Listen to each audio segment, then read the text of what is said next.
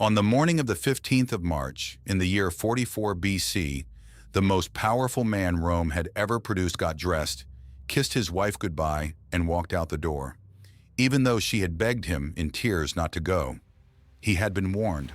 A soothsayer had told him, weeks earlier, to beware this exact day. His own wife had woken from a nightmare of his death. That very morning, warnings were still reaching him, and he went anyway, because Julius Caesar was not a man who feared anything. He had conquered Gaul. He had crossed the Rubicon and won a civil war against the greatest general Rome could put in front of him. The Senate had just named him dictator for life. He was, without exaggeration, the closest thing the ancient world had to a living god walking its streets. And within a few hours, in a room full of the most respected men in the Republic, around 60 of them would rise from their seats, close in around him, draw hidden blades, and stab him 23 times. Men he knew, men he trusted. Some he had personally defeated in war, and then forgiven and promoted. This is the story of how the most powerful man on earth was murdered. Not by a foreign army, not by a rival king, but by his own Senate, in daylight, in front of everyone. It is the most famous murder in all of history, and almost none of it happened the way you picture it, and how that single afternoon destroyed the very thing his killers swore they were trying to save. Let's walk into that room. To understand why they killed him, you first have to understand how impossibly high he had climbed, because men are not murdered by 60 of their peers for being ordinary. Julius Caesar was not born rich. His family was old and noble, one of the founding bloodlines of Rome. But by the time he came along, the Julii had plenty of prestige and very little money. What he had instead was ambition, charm, and a mind for war and politics that the ancient world rarely produced. And across nearly 40 years, he used all three to climb from an ambitious young aristocrat to the very summit of Roman power, the office of consul, the highest a citizen could legally hold. But Caesar was never going to stop at legal. For most of a decade, he was in the north, in the lands the Romans called Gaul, waging one of the most successful and most brutal military campaigns in history. He conquered all of what is now France and Belgium, and pushed into Switzerland, Germany, the Netherlands. Whole nations subdued, hundreds of thousands killed, hundreds of thousands more sold into slavery. It made him something far more dangerous than famous. It made him beloved and rich beyond imagining. And it gave him the one thing no rival could match, an army that was loyal to him. Not to Rome, not to the Senate, to Caesar. Those legions had bled with him, won with him, grown wealthy with him. They would follow him anywhere, even when the moment came against Rome itself, because Rome had noticed. The Senate, the body of aristocrats that had run the Republic for 400 years, looked at this man with his private army, his bottomless popularity, and his endless victories, and they were afraid. In 49 BC, together with Caesar's great rival, the general Pompey, they moved against him. They ordered him to give up his command and come home, knowing that the moment he did, stripped of the legal immunity that command gave him, they could drag him into court and end his career for good. Caesar stopped at a river in northern Italy called the Rubicon. By Roman law, no general could cross it with an army. To do so was to declare war on the Republic itself. On one side of that water was obedience and the quiet end of everything he had built. On the other was treason and war against his own country. He crossed. The die is cast, he is said to have murmured. And with that, he plunged Rome into 4 years of civil war. Roman legions against Roman legions, tearing the Republic apart across 3 continents. When the dust finally settled in 45 BC, Pompey was dead, Caesar's enemies were crushed, and there was no one left alive who could challenge him. For the first time in the history of the Republic, one man held all of it. And here is where the story turns. Because now the Senate did something strange. The same body that had just tried to destroy him began, desperately, almost competitively, to bury him in honors, consul again and again and again. And finally, in February of 44 BC, 1 month before he died, a title no Roman had ever held permanently: dictator for life. Understand what that phrase meant to a Roman. Rome had been born, 5 centuries earlier, out of the overthrow of its kings, cruel, tyrannical kings. When the last one was thrown out, the Roman aristocracy swore a collective oath you almost have to understand as a religion. Never again would one man rule Rome. The very word for king, rex, was poison. It was the one thing a Roman was raised, from birth to despise. And Caesar was beginning to look an awful lot like one. He sat on a golden chair. He wore the purple robes and the red boots of the old kings. He put his own face on Roman coins, something no living Roman had ever dared. He let statues of himself rise around the city. He allowed a month of the calendar to be renamed in his honor, the month we still call July. His supporters whispered about crowns, and some of them said the whispers out loud. Just weeks earlier, at a public festival, Mark Antony had walked up and offered Caesar a royal diadem in front of the whole crowd 3 times. Caesar pushed it away each time, but no one could quite decide whether that had been a genuine refusal or a rehearsal. To his enemies, all of it pointed one way: the Republic was dying, and this one man was standing on its body, reaching for a crown. If they could not stop him with the law, and they could not beat him on a battlefield, there was only one path left. And already in the quiet corners of the city, a small group of men had begun to talk. They called themselves the Liberators. That is the first thing to understand about the men who killed Julius Caesar. In their own minds, they were not murderers. They were patriots. They believed they were saving the Republic from a tyrant, exactly the way their ancestors had once saved it from kings. That belief is what let 60 men agree to do something unthinkable. And they were not a mob of outsiders. That is what makes this story so unsettling. These were senators, aristocrats, among the most respected men in Rome. Some of them were Caesar's oldest friends. One of the plotters, a different Brutus named Decimus, was so trusted that Caesar had written him into his own will. That is how deep inside the circle the knives had already reached. Their reasons were a tangled mix, and the mix matters. A few were former allies who felt Caesar had not rewarded their loyalty enough. Wounded pride dressed up as principle. Some were old enemies from the Civil War, men who had fought for Pompey and lost, and whom Caesar, in a fateful act of mercy, had pardoned instead of executed. He let them live. They would repay him with knives. And many, maybe most, were conservative aristocrats who simply could not stomach one man holding the power that used to be shared among their whole class. Caesar's rise was their fall, and they knew it. 2 men sat at the center of it.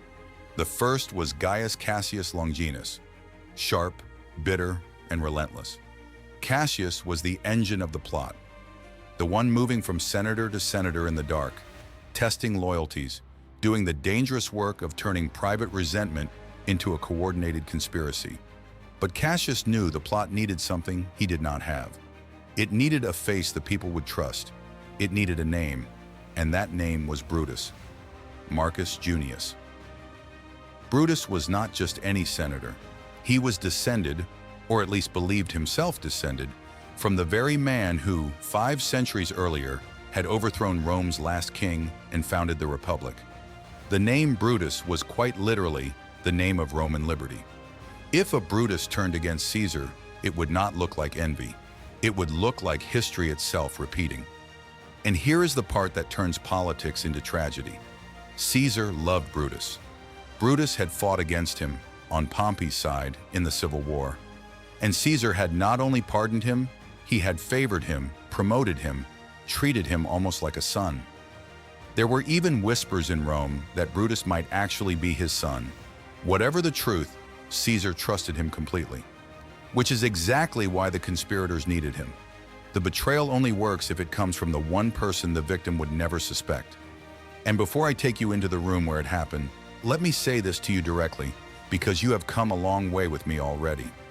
If you are the kind of person who wants the real version of these stories, the one built from what actually happened, not the cartoon we all got in school, then subscribe and stay with us. We do this every single day. There is a whole quiet crowd of people who find each other over stories exactly like this one. You are one of them, or you would not still be here. Now, back to the plot. Because the hardest part for the conspirators was never deciding to kill Caesar, it was deciding how. They argued for weeks. They thought about ambushing him on a street called the Via Sacra. They considered striking during the elections or at a gladiator show, where blades would not look out of place. Every option had a flaw. Too public, and the crowd, who adored Caesar, might tear them apart on the spot. Too private, and it would look like a squalid murder instead of a noble act of state. And then they saw that the perfect answer had been in front of them the whole time: the Senate itself. On the 15th of March, the Senate was set to meet. Caesar would be there. And a dictator, inside the Senate House, surrounded by senators, had no reason to bring soldiers. He would be unarmed, unguarded, alone in a room with the very men who wanted him dead, and it would look, to all of Rome, like the Republic itself passing sentence. They made one final decision, a fateful one. Cassius wanted to kill Mark Antony too, Caesar's loyal right hand, the one man dangerous enough to avenge him. But Brutus refused. This had to be the execution of a tyrant, he insisted, not a massacre. Antony would be spared. It was mercy, and it would doom them all. 3 days before the Ides of March, the omens began. Rome in 44 BC was a world that believed the gods spoke through signs. And in the days before the Ides of March, the signs turned dark. There was a man in the city, a soothsayer, a reader of omens named Spurina. Weeks earlier, studying the entrails of a sacrifice, he had looked up at Caesar and told him something specific and chilling: that great danger would come to him no later than the Ides of March. Not someday, by that date. Caesar, a practical man, filed it away. But the omens kept coming, and the ancient writers recorded them in unsettling detail. The horses he had dedicated to the gods after crossing the Rubicon were said to have wept and refused to eat. A small bird flew into the very hall where the Senate was to meet, carrying a sprig of laurel, the symbol of victory, and was set upon by a flock of larger birds and torn to pieces in the doorway. And there is one more detail the ancient sources insist on, almost too neat to be true. The night before, Caesar dined at a friend's house, and the talk drifted to an odd question. What is the best kind of death a man can have? Caesar barely looked up. A sudden one, he said, an unexpected one. Within a day he would get exactly the death he had named. And then the night before, in Caesar's own house, his wife had a dream. Her name was Calpurnia. That night she woke in terror. The accounts differ on exactly what she saw: the gable of their house collapsing, or Caesar in her arms, bleeding from a dozen wounds. But the meaning was the same in all of them. She saw her husband die, and in the morning she did something she had never done before. She begged him, pleaded with him, not to leave the house, to send word that he was ill and let the Senate meet another day. And here is what almost no one remembers about the most famous assassination in history. It very nearly did not happen, because Caesar listened to her. He was not feeling well that morning either, dizzy, unsettled. The sacrifices his own priest performed came back wrong, bad omen after bad omen. And so Caesar, the man who feared nothing, made the sensible choice. He decided to stay home. The conspirators waiting at the Senate must have felt the whole plot sliding through their fingers. If Caesar did not come today, the secret could not hold. 60 men. Somebody would talk. It was today, or it was never. So they sent the one man who could change his mind. Decimus Brutus. Remember him? The other Brutus. The trusted general. The friend written into Caesar's own will. Decimus walked into the house of the man who loved him, and he went to work. He laughed at the idea of the great Caesar hiding at home because his wife had had a bad dream. What would the Senate think? What would Rome say, that the dictator was ruled by omens and by women? And then he leaned in with the bait no ambitious man could refuse. The Senate, he said, was ready today to offer Caesar a crown, kingship over all the provinces beyond Italy. Did he really want them sent home, to wait and wonder? It worked. Caesar rose, set aside his wife's fear, and let Decimus lead him out the door by the hand. The traitor walked the victim to his own execution, and the victim went gratefully, because the traitor was his friend. The walk to the Curia of Pompey carried him through the streets of a city that loved him. And on the way, the warnings made one last, desperate attempt to reach him. A man shoved through the crowd, a Greek teacher named Artemidorus, who had somehow learned of the plot, and pressed a small scroll into Caesar's hand. "Read this," he urged. "Read it at once. It concerns you, personally." The scroll named the conspirators. It laid the whole thing bare. Caesar took it. But there were so many petitions that day, so many hands reaching for him, that he simply held it, rolled up, unread, all the way to the end. And as he neared the entrance, he passed a familiar face in the crowd, Spurina, the soothsayer who had warned him. Caesar, half smiling, called out to him, a little mockingly. "The Ides of March have come," he said, as if to say, "You see, old man? Here I am. Nothing has happened." And Spurina looked back at him and answered quietly, "Yes, Caesar, they have come, but they have not gone." Caesar walked through the doors. Inside, 60 men were waiting, blades hidden in the folds of their togas. And Mark Antony, the one man who might still have saved him, was stopped at the threshold and drawn aside into conversation. Inside the Curia, the Senate rose as Caesar entered, the way they always did. He made his way to the golden chair at the front and sat, and the conspirators moved. They came toward him not as a mob, but as petitioners, the most ordinary thing in the world. At their front was a senator named Julius Caesar, who had a request. His brother had been exiled, and he begged Caesar to allow him home. It was a normal appeal.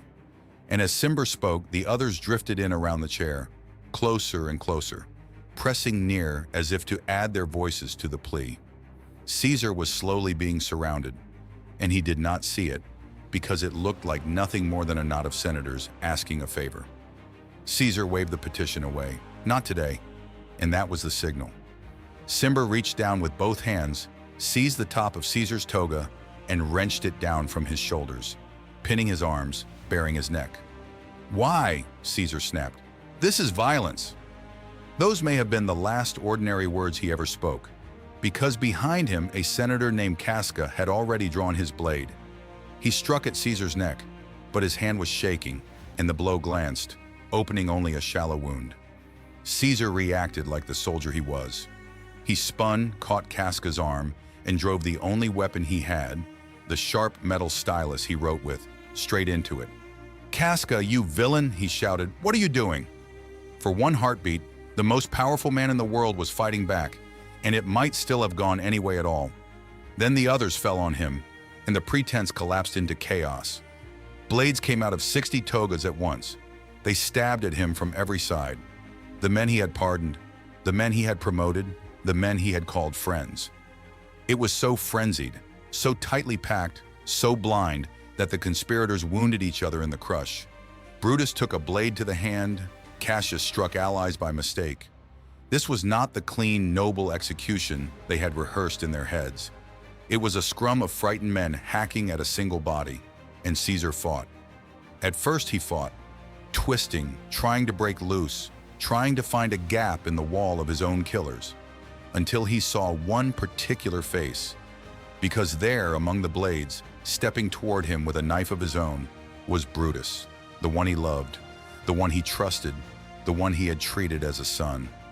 And something in Caesar simply stopped. The ancient sources say that when he saw Brutus, he gave up the fight. Some report he spoke a few final words in Greek. "You too, my child." The line Shakespeare would later immortalize as "Et tu, Brute." Others say he said nothing at all. That seeing Brutus, he drew the top of his toga up over his head, covered his own face so that no one could watch him die, and simply let it come. A man deciding, in his final seconds, how he would fall, and he fell. Bleeding from wound after wound, he staggered and collapsed at the base of a statue standing in that hall.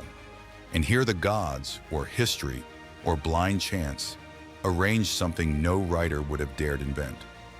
The statue he died beneath, the marble figure now spattered with his blood, was a statue of Pompey, his old rival, the man he had chased across the world and destroyed to become supreme.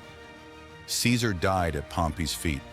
23 times they stabbed him, 23 wounds, and here is the detailed history almost forgot. Later, a physician named Antonius examined the body, one of the first recorded autopsies in the ancient world, and he concluded that, of all 23 wounds, only one had actually been fatal, a single blow to the chest. All that frenzy, all those blades, and it came down to one, which means in a grim way that nearly every man there could tell himself he was not truly the one who did it. Then it was over. The most powerful man on earth lay dead on the floor of the Senate in a slowly spreading pool of his own blood. And the conspirators turned, blades still red in their hands, to face a chamber they expected to erupt in gratitude. Instead, they found it empty. The senators who were not part of the plot had not stayed to cheer. They had run, scrambling over one another for the doors, certain a massacre had begun, and that they might be next. Brutus stepped forward, bloody hand raised, ready to deliver the speech he had surely rehearsed about restored liberty. There was no one left to hear it, and Caesar's body lay where it fell, alone on the floor, until at last 3 household slaves lifted it onto a litter and carried it home, one arm hanging limply over the side. The conspirators had made one enormous mistake in their planning. They had thought carefully about how to kill Caesar. They had thought almost nothing about the morning after. They had a theory: kill the tyrant and the republic springs back to life on its own. Remove the one man and 400 years of Roman tradition simply resume, like a clock that had been stopped, now free to tick again. Brutus genuinely believed this. He believed the people would pour into the streets to thank them. They did not. Rome did not celebrate. Rome panicked. The people who had lined the streets that morning loved Caesar, and now he was dead on the Senate floor, and no one knew what came next. More killing, civil war, chaos. The conspirators, stunned that there were no cheers, retreated up to the Capitol Hill and barricaded themselves in Liberators with no one willing to be liberated. For 2 tense days, it could have gone either way. Cooler heads in the Senate brokered a fragile deal, an amnesty. The killers would not be punished, but in return, everything Caesar had done would stand. His laws, his appointments, his honors. And 2 more things were agreed, both of which seemed harmless, and both of which were about to destroy the men who had held the knives. Caesar would be given a public funeral, and his will would be read aloud to the people. The man who arranged both was Mark Antony, the man Brutus had insisted on sparing. Start with the will, because it was a weapon. When it was opened, Rome learned what Caesar had left behind. To the Roman people, every ordinary citizen, he had left a gift of money, a sum placed in the hand of every man in the city, and he had left his private gardens along the river to the public as a park for them to walk in forever. The tyrant they had been told wanted to enslave Rome had, in his final testament, given the common people money and a garden. In a single reading, the story of the noble liberators began to rot. But the will carried something else, a name almost no one in Rome knew yet. Caesar had no living son, so he had chosen an heir. His great-nephew, an unremarkable 18-year-old named Octavian, away studying across the sea. With a stroke of the pen, a dead man handed his name and his fortune to a teenager nobody feared. A teenager who would end up burying the Republic for good. And then came the funeral, and Mark Antony gave the performance of his life.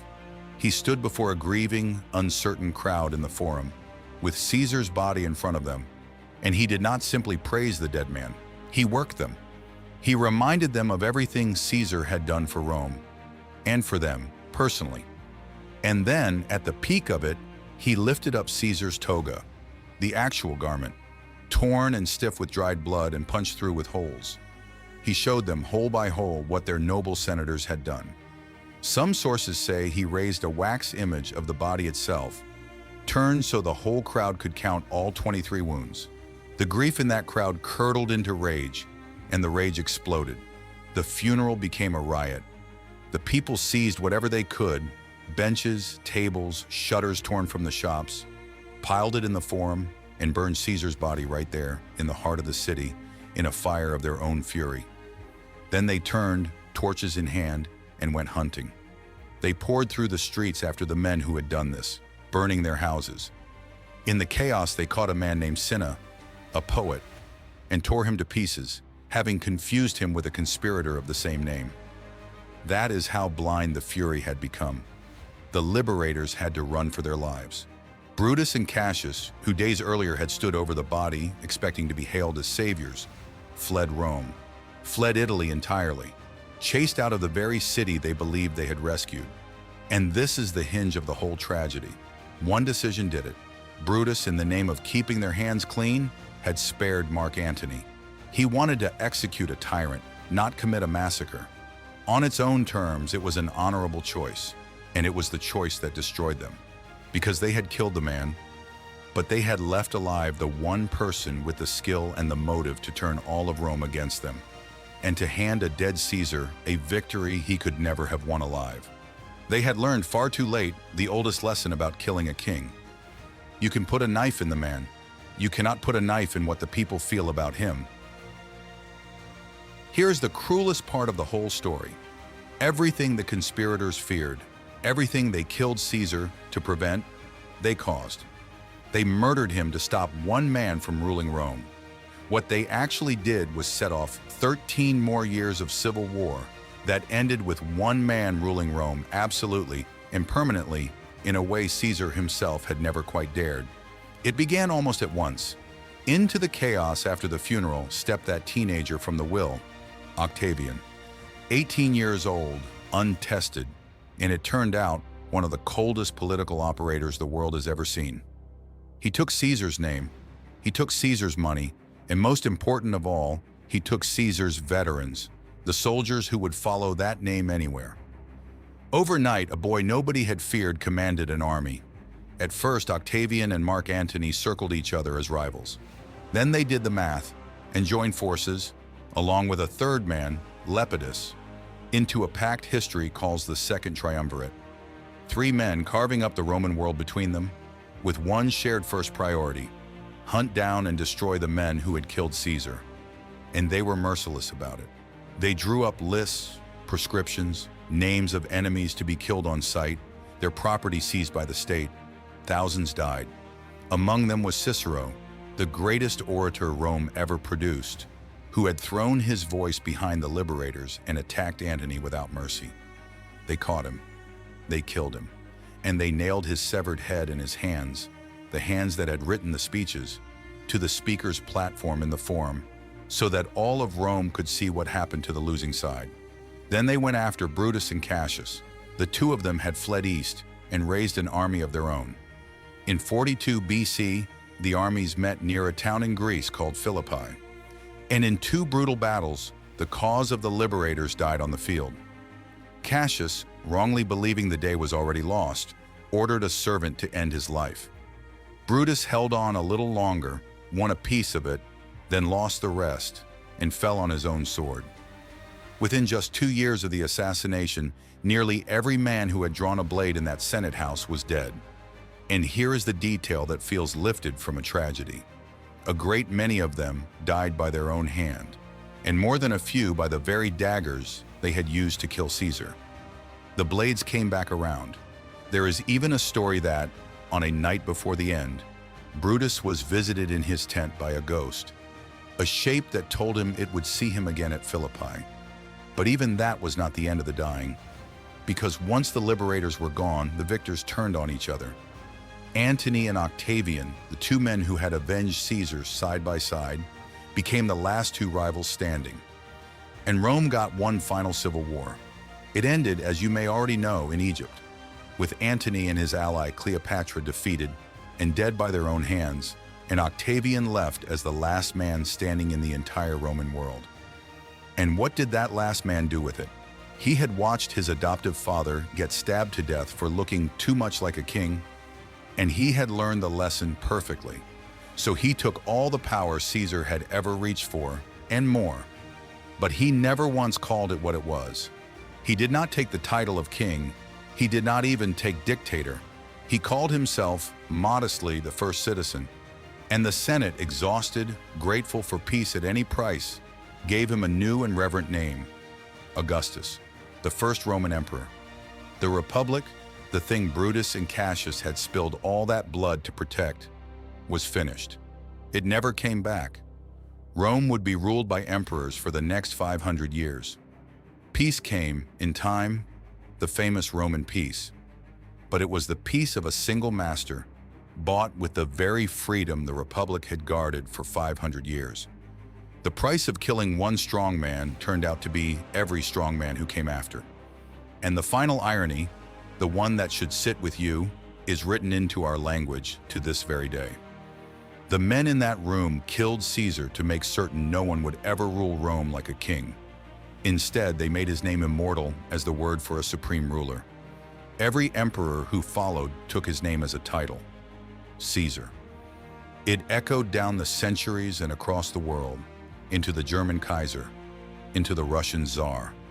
They stabbed a man 23 times to erase a king, and they turned his name into the word for king, forever. So what do you do with a story like this? 2,000 years later, we tend to file the Ides of March under ancient history, a marble scene, togas and daggers, something that happened to statues, not to people. But strip away the distance, and what happened in that room is one of the most human things ever recorded, and it keeps happening. Start with the warnings, Caesar was told. The soothsayer told him. His wife told him. A stranger pushed the entire plot, in writing, into his hand. And he held the answer, rolled up, in his own fist, and never unrolled it. Not because he was stupid, because he was Caesar, and Caesar no longer believed the ordinary rules of mortality applied to him. That is what power does to a person. It does not just make you strong, it slowly convinces you that you cannot fall. And the moment a man is certain he cannot fall is the exact moment the people around him decide to push. Then there is the betrayal. Because we do not remember this as the story of Cassius, the man who planned it. We remember it as the story of Brutus, the man who loved him. Even Shakespeare knew that the knife that matters is never the one from your enemy. It is the one from the man you would have trusted with your life. Caesar could survive armies. He could not survive being wrong about who his friends were. And then the deepest lesson, the one the killers learned too late, and the one we keep refusing to learn. They believed a bad situation was caused by a single bad man, and that if they could just remove him, cut him out like a tumor, everything would heal on its own. It is one of the most seductive ideas in all of politics. Find the one man to blame, remove him, fix everything. They removed him perfectly, 23 times, and they fixed nothing. They discovered that Caesar was not the disease.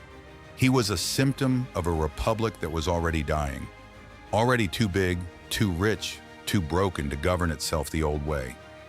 Kill the symptom, and the sickness simply produces another, and another, until it produces Augustus, and the very thing they feared becomes permanent. That is the quiet horror underneath the marble. Not that they were evil. Most of them sincerely believed they were doing the bravest, most righteous thing a Roman could do. Brutus went to his own death convinced he had served liberty, and he had helped bury it. Good men, good intentions, honorable reasoning, and the exact opposite of everything they wanted. History does not care about your intentions. It measures only what you actually set in motion. So maybe the Ides of March is not really a story about Rome at all. Maybe it is a mirror. It is about the way power blinds the man who holds it and frightens the men who do not. It is about how the person closest to you is the only one who can truly betray you. And it is about the oldest miscalculation there is. The belief that you can solve something vast and complicated by destroying one person, and that the day after will take care of itself. Caesar died at the foot of a statue of the rival he had beaten. His killers died on their own blades within 2 years. The republic they murdered died with them. And the only thing that survived the whole bloody affair was the one thing none of them could put a knife into: his name. Say it out loud and 2,000 years fall away. Caesar. It is the month on your calendar. It became the title of emperors and Kaisers and Tsars. Every one of those 60 men wanted to wipe him from the world, and instead, they made him one of the most remembered human beings who ever lived. He was warned. He went anyway. And the man they killed is the one we never stop talking about, while the men who killed him are little more than a footnote to his name. If you made it this far, you already know this isn't the kind of channel that's going anywhere. We put out something like this every single day, the version of the story that survives contact with the actual evidence. Subscribing keeps you in that loop. And if this one stayed with you, send it to 5 people who'd sit through something this long with you. Not everyone will. Some people do. Leave a comment, a real one. Tell me what part of this actually surprised you. And tell me what civilization, what forgotten site, what quiet piece of hidden history you want us to look at next. We'll be here tomorrow, still digging.